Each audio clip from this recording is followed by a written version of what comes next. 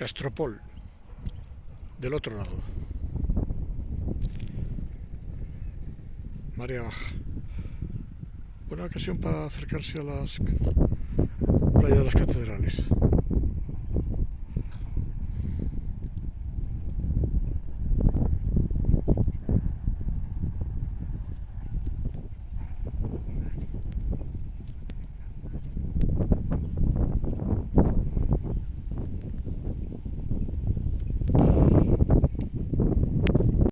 Cultivo de la ostra en Ribadeo. En estas rejillas se tira la ostra que no vale. Están puestas en estas estructuras y ahí van creciendo.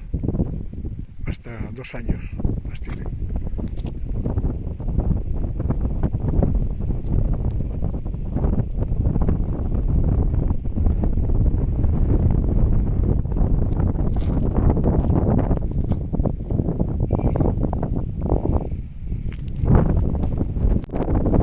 La marea está subiendo.